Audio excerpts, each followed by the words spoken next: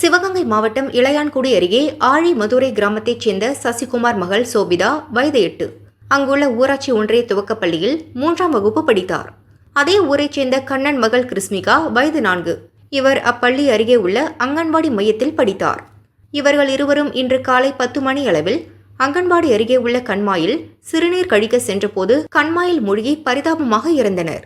மதியம் 1 மணி அளவில் பெற்றோர்கள் குழந்தைகளை வீட்டிற்கு அழைத்து வருவதற்காக பள்ளிக்கு சென்று பார்த்தபோது குழந்தைகள் அங்கு இல்லாததைக் கண்டு அக்கம் பக்கத்தில் தேடினர். இறுதியாக கண்மாயில் மூழ்கி பலியாகி கிடந்ததை பார்த்து அதிர்ச்சி அடைந்தனர். அவர்களது உறவினர்கள் மற்றும் கிராம மக்கள் குழந்தைகளின் உடல்களை மீட்டு பள்ளிக்கு முன்பாக வைத்து ஆர்ப்பாட்டம் செய்தனர். குழந்தைகள் இறப்புக்கு காரணமான பள்ளி ஆசிரியர்கள் மீது நடவடிக்கை எடுக்க வேண்டும். குழந்தைகளின் பெற்றோருக்கு நிவாரணம் மற்றும் அரசு வேலை வழங்க வலியுறுத்தினர். கள்ளச்சாராயம் குடித்து பலியானவர்களுக்கு 10 லட்சம் 20 லட்சம் என நிவாரணம் வழங்கும் போது பரிதாபமாக கண்மாயில் மூழ்கி பலியான குழந்தைகளின் குடும்பத்தினருக்கு நிவாரணம் வழங்கக்கூடாதா என உறவினர்கள் கேள்வி எழுப்பினர். போலீசார் பேச்சுவார்த்தை நடத்தினர். அரசு சார்பில் பலியான குழந்தைகளின் பெற்றோருக்கு தலா 3 லட்சம் ரூபாய் நிவாரணம் வழங்கப்பட்டது. அதைத் தொடர்ந்து பெற்றோர் மற்றும் உறவினர்கள் கலைந்து சென்றனர்.